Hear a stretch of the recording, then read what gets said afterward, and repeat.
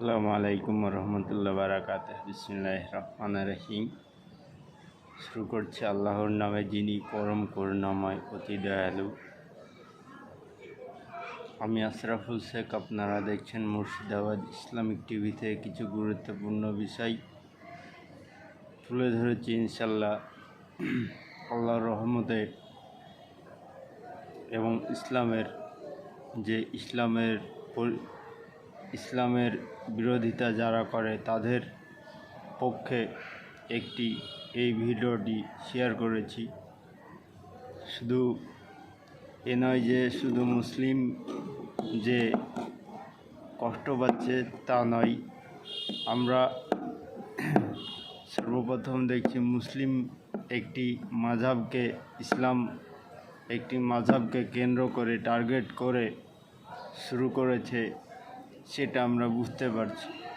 কিন্তু এখন যা বোঝা যাচ্ছে, যত আদিবাসী, দলিত যারা নিম্ন শ্রেণীর মধ্যে রয়েছে এবং আমাদেরকে দিয়ে টার্গেট করা হয়েছে, এবং আমরা ভাবছি যে যারা আদিবাসী আছেন, যারা ছোট জাত আছেন, তারা ভাবছেন যে মুসলমানদের ওপর দিয়েই হবে। সেটা না। একটি ধারাবাহিকতা একটি ভিডিও দেখেছিলাম যে দলিত আদিবাসী একটি মেয়েকে ধর্ষণ করেছিল। সেই ভিডিওটা আমরা দেখেছিলাম এবং তাকে পুড়িয়ে ছাই করে দেওয়া হয়েছিল। সেখানে যে রাজস্থানের মধ্যে একটি ঘটনা ঘটেছিল, সেই দলিত আদিবাসী তার মেয়ে ছিল, সেই মেয়েকে ধর্ষণ করা হয়েছিল। অন্তত 3 জন ছিল সেই ধর্ষণকারী। সেই মামলা শুনানি হয়েছে গত কয়েকদিন পর। আপনারা দেখেছেন সেই গত কয়েকদিন পরে ফাঁসি দেওয়া হয়েছে তাদেরকে। ভোর 5টা নাগাদ সেখানে ফাঁসি হয়। সেই ভিডিও আপনারা দেখেছেন, ভাইরাল হয়েছে। সেই ভিডিওটা আপনারা দেখেছেন অবশ্যই।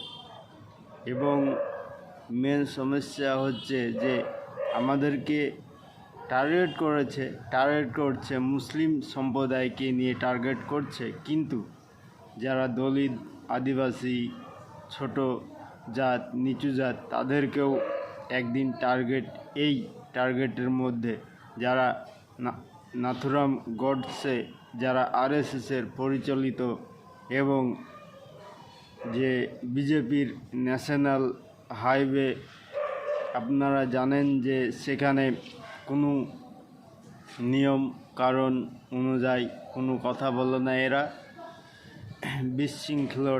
বিশৃঙ্খলা তৈরি করে সব জায়গায়। এখন দেখে যাচ্ছি, কেবল তো শুরু হয়েছে সেই দিল্লির মধ্যে, হরিয়ানা, গুরগাঁও থেকে এবং মণিপুর থেকে শুরু হয়েছে। কিন্তু এটা ওরা রাজ করতে চাইছে যে আমরাই ভারতবর্ষের মাটিতে আমরা যা বলবো। আরএসএস এবং বজরং দল এবং বিজেপি, তারা এরকম একটা পরিচালনা করেছে। কিন্তু এটা ভুল, তারা করে কোনো লাভ হবে না। এটি একটি ভারতবর্ষ, এখানে সংবিধান চেঞ্জ করা এবং গায়ের জোরে ক্ষমতার দখলে চেঞ্জ করে দেয়। পাবলিক বসে আছে, কিন্তু পাবলিক সবগুলানি মেনে নিচ্ছে। পাবলিক আসল কথা বুঝতে পারছে না যে তাদের অসহায় দিনগুলোর সময় কেউ কাদার সময় নাই তাদের। শুধু এই করো, ওই করো, একেবারে সব কথাই হিন্দু মুসলিম লাগিয়ে দিয়েছে আরএসএস এবং বাদরা। যা দেখা যায় মনুমানুষের মতন এইসব লোক। আপনারা দেখেছেন খোলা বন্দুক নিয়ে গুলি করছে ভিডিওর মাধ্যমে। তাই আমি দলিত, আদিবাসী, যারা নিচু জাত আছেন এবং তাদেরকে আমরা শ্রদ্ধা করি, এবং তারা প্রতিবাদ জানাক, এটাই আমরা ভাবি। এবং সবাই আমার এই ভিডিওটাকে শেয়ার করবেন।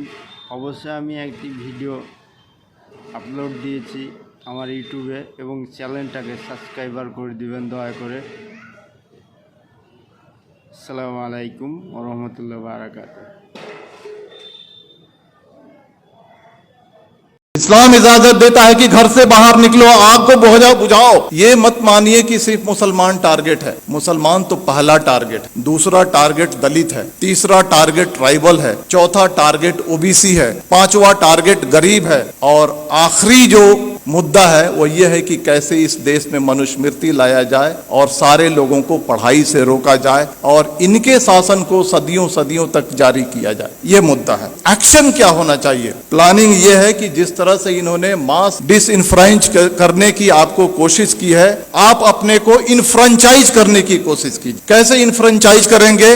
अपने सारे वोटिंग डॉक्यूमेंट्स को प्रॉपर तरीके से सबसे पहले बनाइए। आज ही जा करके हर आदमी अपना आधार कार्ड, अपना इलेक्शन आइडेंटिटी कार्ड, बाकी सारे कार्ड्स सही तरीके से बनवाए। जो आदमी घर शिफ्ट करता है, शिफ्टिंग के बाद मैंने किताब लिखी है, उसमें कहा गया है कि अगर एक दलित और एक मुसलमान अगर अपने घर को शिफ्ट करता है तो उसके नाम को डिलीट कर दिया जाता है। आप जहां पर जाते हैं नए तरीके से अपने नाम को ऐड कीजिए। आपके मेल को फीमेल लिखा जाता है, आपके फोटो को चेंज कर दिया जाता है। बीजेपी के लोग फॉर्म नंबर 7 के थ्रू आपके वोटर आइडेंटिटी कार्ड को चैलेंज करते हैं। बिना इंक्वायरी के इलेक्शन कमीशन आपके वोटर आइडेंटिटी कार्ड को खत्म कर देता है। आप सजग नहीं है। सबसे पहले आप सजग होइए। सबसे पहले अपने कार्ड्स बनाइए। कार्ड्स बनाने के बाद जो वोटर लिस्ट है उसको उठाइए और देखिए कि महमूद आलम अगर लिखा हुआ है तो उसका स्पेलिंग सही है क्या? हम मेल हैं तो मेल है क्या? फीमेल हैं तो फीमेल है क्या?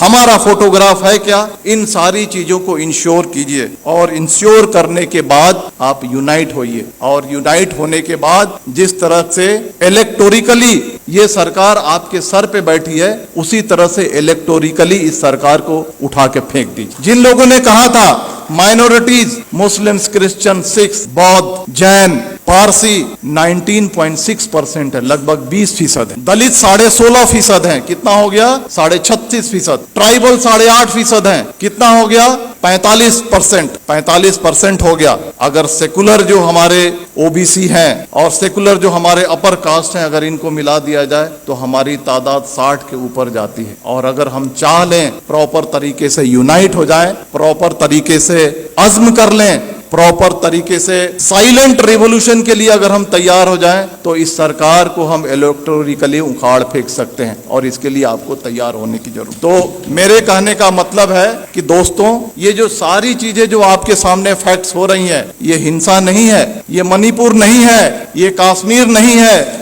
ये यूसीसी नहीं है, ये सीएए नहीं है। ये एक ही है कि आपको मास स्केल पे कैसे डिसइंफ्रेंचाइज किया जाए, वोट देने के अधिकार से आपको कैसे वंचित किया जाए। इस बात को समझिए, अपने वोटिंग राइट्स को समझिए। आपकी इस देश में कदर व कीमत क्यों है? क्योंकि आप वोट देते हैं। जिस दिन आपके वोटिंग राइट को खत्म कर दिया जाएगा, आप कीड़े मकोड़े हो जाएंगे। चाहे वो कोई भी समाज हो, चाहे वो दलित समाज हो, ट्राइबल समाज हो या माइनॉरिटी का समाज हो। अपने राइट्स को समझिए, अपने डॉक्यूमेंट्स को बनाइए। और आने वाले इलेक्शन में मैं कहना चाहता हूं कि वोट करना ये लगना चाहिए कि 100% दलितों ने, 100% मुसलमानों ने, 100% ट्राइबल ने वोट किया है। और अगर आने वाले इलेक्शन में अगर आप वोट नहीं करते हैं तो समझ जाइए कि आप अपने मजहब को धोखा दे रहे हैं, आप अपने देश को धोखा दे रहे हैं। अगर बाहर आग लगी हो और घर के अंदर अगर हम चैन से बैठते हैं, इस्लाम इसकी इजाजत नहीं देता है। देखिए, आपके सामने जो बातें हो रही हैं आज, इस चर्चा सत्र के 2 पार्ट है। एक पार्ट है यूसीसी और दूसरा पार्ट है मॉब वायलेंस। हम दोनों को अलग अलग चर्चा करेंगे। पहला मैं कहना चाहता हूं, हम यूसीसी को हम लेते हैं। आज से 6 महीना 1 साल पहले आपने देखा होगा कि लव जिहाद और धर्मांतरण इस देश का सबसे पहला मुद्दा था। अलग अलग रियासतें अपने अपने रियासत में कानून बना रही थी। कर्नाटक की बीजेपी सरकार कानून अलग से बना रही है, मध्य प्रदेश की सरकार अलग से कानून बना रही है,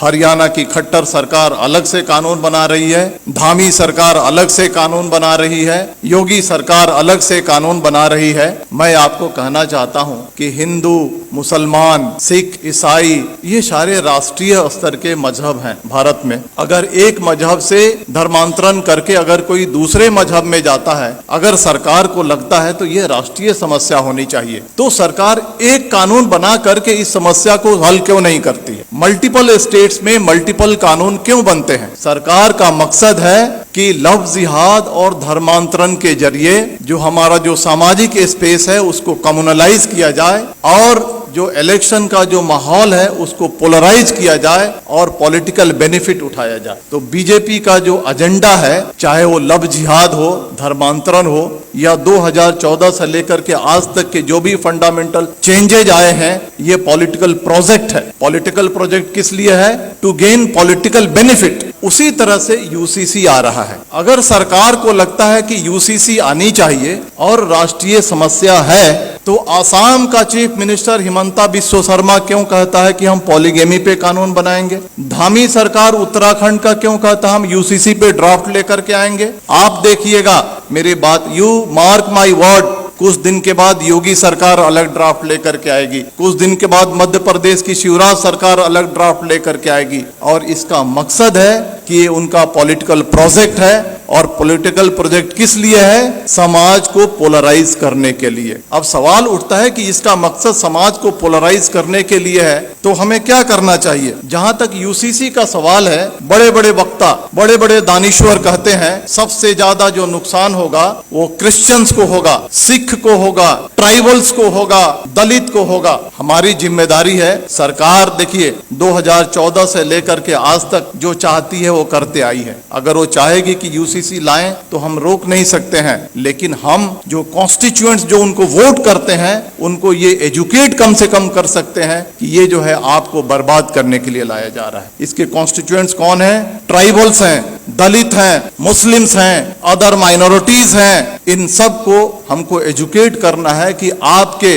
different language, different culture, different रहन सहन आपके मजहब को बर्बाद करने के लिए लाया जा रहा है। और ये हिंदू कल्चर नहीं थोपा जा रहा है, ये Brahmanical mindset, upper caste Hindu mentality को कमजोरों पे थोकने की ये साजिश है। इसके लिए हमको देश को आगाह करने की जरूरत है। अब आते हैं मॉब वायलेंस में, क्योंकि वो ज्यादा देश के सामने एक बड़ा समस्या है। आपने देखा होगा कि जब भी मॉब वायलेंस होता है तो इसके दो पार्ट हैं कि जो बातें रिपीट हो रही हैं उसको बोलने की जरूरत नहीं है। जो पेपर में आता है, जो सोशल मीडिया पे आता है, जो वक्ताओं ने कहा, it's a matter of record, उसको रिपीट करने की जरूरत नहीं। हम क्या नया रखते हैं उसका ज्यादा महत्व है। मॉब वायलेंस के दो पार्ट हैं, एक जो एक्चुअल जो विजिलेंटे ग्रुप और एक सरकार जो खामोशी से उसका सपोर्ट करती है। जो विजिलेंटे ग्रुप है, जो एक्चुअल क्राइम कमिट करता है, आज फ्रीली घूम रहा है, हथियार कलेक्ट कर रहा है, क्राइम कर रहा है, माइनॉरिटीज पे वार कर रहा है और उसको कोई छेड़ने वाला, कोई अरेस्ट करने वाला नहीं है। दूसरा जो पार्ट है आज की सरकार कितनी भी मॉब लिंचिंग हो जाए, मणिपुर हो जाए, नू हो जाए, पुन्हाना हो जाए, झिरका हो जाए, ट्रेन में फायरिंग हो जाए, दंगे हो जाए, सरकार जबान नहीं खोलने वाली है। सरकार चुप है। सरकार इज मेंटेनिंग साइलेंस। और साइलेंस को क्या कहा जाता है? साइलेंस को, खामोशी को रजामंदी कहा जाता है। सरकार वायलेंस को रजामंदी दे रही है। सरकार रजामंद है कि वायलेंस किया जाए। इसके दो पार्ट हैं, जो विजिलेंटे ग्रुप हैं और जो सरकार है, इनके मोटिव में फर्क है। जो विजिलेंटे ग्रुप है उनका मोटिव है कि हम जो कमजोर हैं उन पे हमला कर रहे हैं, उनको सबक सिखा रहे हैं, उनको तकलीफ में डाल रहे हैं और बहुत खुश हैं कि तारीख में इन्हें हमको सताया था। ये बात सही है या गलत, इसकी अलग चर्चा की विषय है, लेकिन इन्होंने हमें तारीख में हमको तकलीफ दी थी, आज हम इनको तकलीफ दे रहे हैं। वो खुश है। वो इलिटरेट, कम पढ़ा लिखा आदमी जो विजिलेंटे ग्रुप है खुश है। लेकिन जो सरकार, जो ऑर्गेनाइजेशन आरएसएस इस देश को चला रही है, उनका जो एजेंडा है वो एजेंडा बिल्कुल ही अलग है। वो एजेंडा है मास डिसइनफ्रेंचाइजमेंट की, यानी मास स्केल पे आपको वोट देने से वंचित किया जाए। इसको मैं समझाऊंगा, आप मुत्तफिक नहीं होंगे मेरी बातों से, लेकिन मैं समझाऊंगा। 19वीं सदी में सदर्न अमेरिका में gym crow system of mass disenfranchisement लागू किया गया था। कोर्ट ने भी इसकी इजाजत दी थी। यह क्या है कि छोटे मोटे क्राइम में आपको पनिशमेंट हो जाए, किसी तरह की आपने अनुशासनहीनता कर दी, किसी तरह से आपने अपने लाइफ को थोड़ा सा डेविएट कर लिया, इन सारे मुद्दों पे आपको वोट देने की राइट को छीन लिया जाएगा। This is the gym crow system of mass disenfranchisement. वही सिस्टम सरकार धीरे धीरे इस देश में लागू करना चाहती है। चाहे वो कश्मीर का मुद्दा हो, चाहे वो मणिपुर का मुद्दा हो, चाहे वो बुलडोजर का मुद्दा हो, चाहे वो सीएए का मुद्दा हो, चाहे वो यूसीसी का मुद्दा हो। ये 5 चीजें मैंने आपके सामने रखी हैं। ये पांचों जो मुद्दे हैं, these are basically hidden agenda of mass disenfranchisement। कैसे कश्मीर से 370 हटाया गया, मोटिव ये है, उद्देश्य ये है कि वहां के पॉपुलेशन को ऑल्टर किया जाए, डेमोग्राफी को ऑल्टर किया जाए।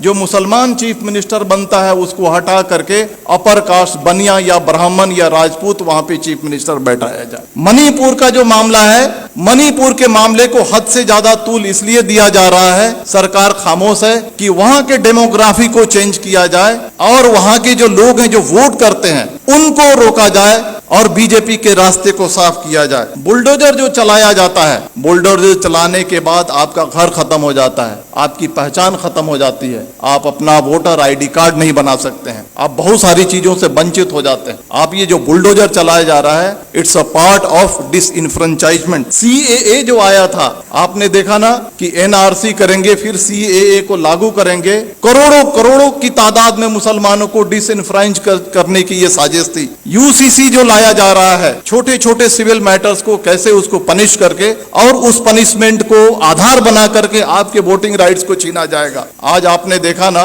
एक डिफेमेशन केस को आधार बना करके एक राष्ट्रीय पार्टी के बड़े नेता के जब उसके सदस्यता को खत्म किया जा रहा है, छीना जा रहा है, तो आपकी वोटिंग राइट्स कोई बड़ी चीज नहीं है। तो ये जो चीजें जो हमारे सामने हो रही हैं, ये आपके वोटिंग राइट्स को खत्म करने की है। लेकिन बहुत अफसोस की बात है कि ठीक है बीजेपी के रियासतों में ये हो रहा है, लेकिन कांग्रेस रूल्ड स्टेट्स हैं, रीजनल पार्टी रूल्ड स्टेट्स हैं, ओबीसी बेस की जो पार्टियां वो सरकार में है, जैसे बिहार है वहां पे हैं। लेकिन जब ये कम्युनल एलिमेंट्स कमजोरों पे, दलितों पे, मुसलमानों पे, अदर माइनॉरिटीज पे, ट्राइबल्स पे अत्याचार करती हैं, तो वैसी कार्रवाई नहीं करती हैं जैसी होनी चाहिए। ये बहुत अफसोस की बात। आग बुझाने का यही तरीका है कि अपने अधिकार को समझो।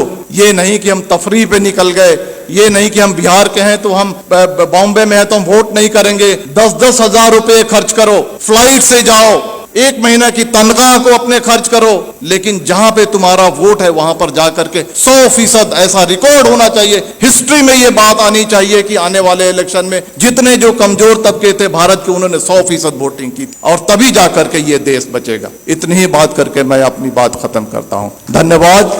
जय भारत, जय Hind. Thank you very much.